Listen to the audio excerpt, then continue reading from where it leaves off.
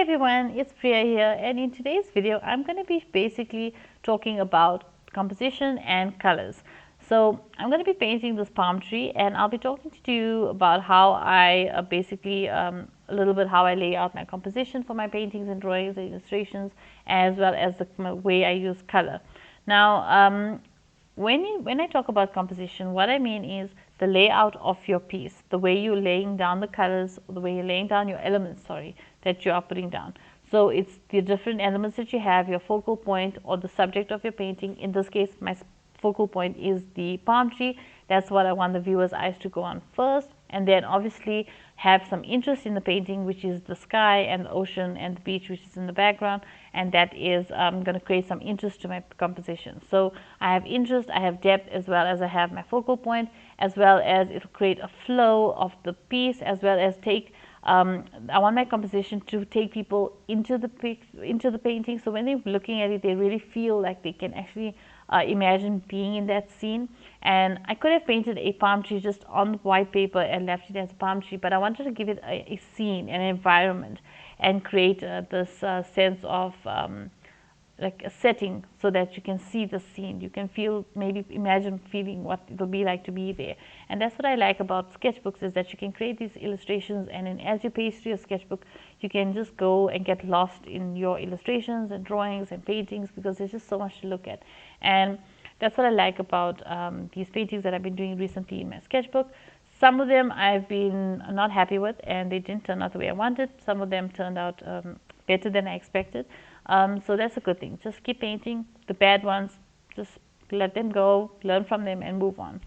So now, although my palm tree is my focal point, in this composition I wanted to create depth of the clouds, which you can see I used varying amounts of water and pigment to create the sky, which created this depth of clouds, and then the ocean, which as I may have said in previous videos as well, the further it is, darker it is. As it comes closer to the viewer, it's going to get lighter.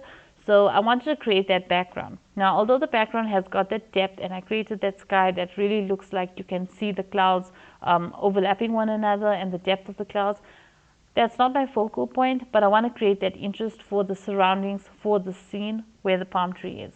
So now I work on the palm tree, and then I basically add the details of the palm tree.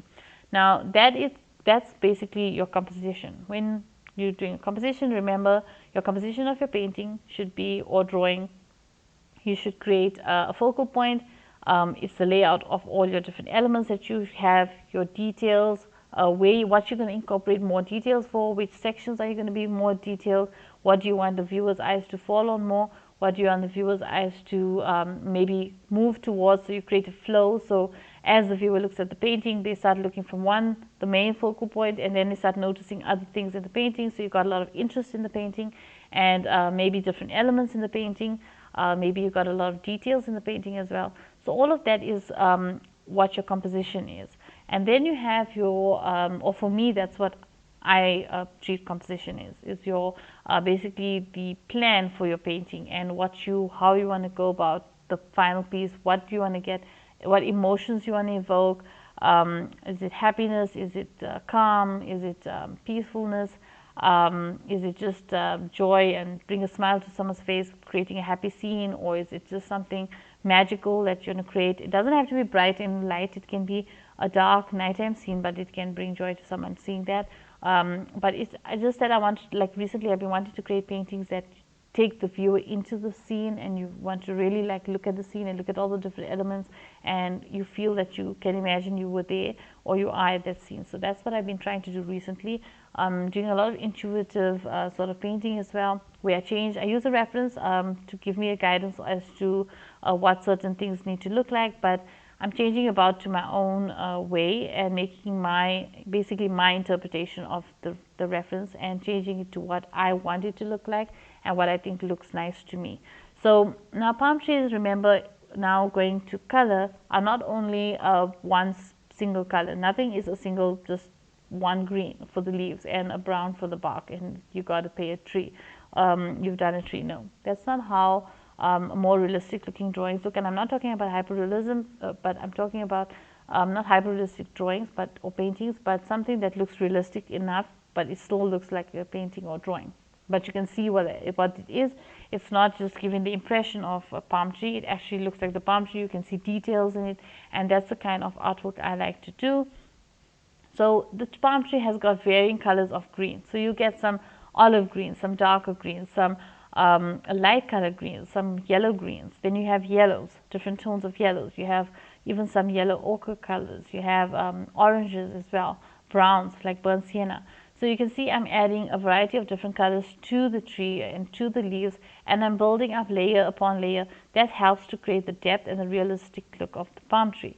And that's where color comes in, where you need to see what colors you want to incorporate, because many palm trees, if you look at reference photo, it just looks like a green.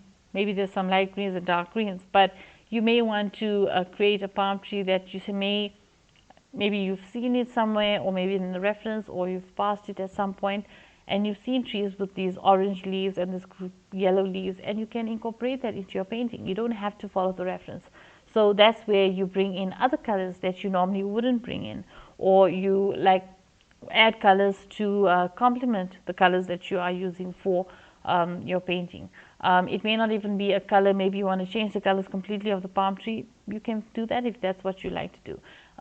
But with color, try to keep your colors and experiment with colors, and keep your colors not necessarily to the reference, but change them how you feel will suit your mood and what mood you want to create for the painting, and what kind of feelings you want to create for the painting.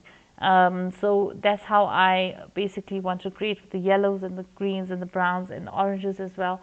But I also wanted to keep it looking quite bright with the green and the different color greens. I didn't want to just make it all yellow and orange. I wanted it to have a lot of green and be bright, but also have this variety of colors in the leaves. And I also wanted to add a lot of details to the bark as well, so that you can actually see the details of the palm tree. And yeah, when you're using color, you can use any color. Recently I've been trying to use colors that I usually don't gravitate towards. Like I usually don't gravitate towards yellows and oranges. I'm more like blues, greens, pinks, purples maybe. Yeah, but I'm not really, unless the reference photo requires me to use those colors, I don't usually gravitate to those colors. But I'm trying to incorporate those into my paintings more, and try to experiment with them, and try different adding those colors to my paintings, and adding them and incorporating them into my scenes of the drawings I'm doing, and while still remaining or keeping the highlights light enough and all my shadows dark enough, so I create that depth and I create the realistic looking palm tree or whatever subjects I'm painting. And yeah, now in this case my composition was the palm tree. Subject is the focal point, and I also want to take your eyes to the ocean and the light hitting the ocean.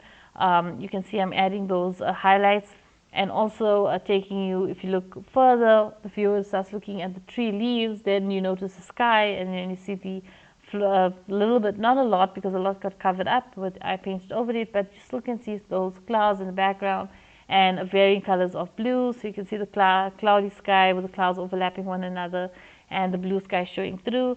So that's the kind of paintings that I like to create. Especially recently, I started doing a lot more paintings in my sketchbook, where I can experiment with these different concepts and different ways of painting.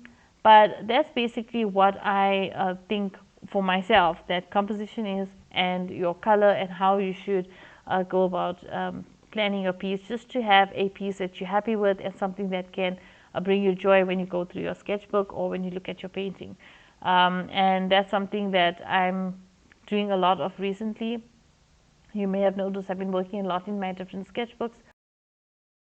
So I guess that's it for this video. Thank you so much for watching. I hope you've enjoyed it. If you have, don't forget to like and share. Feel free to comment below, and don't forget to subscribe. Till the next one. Bye.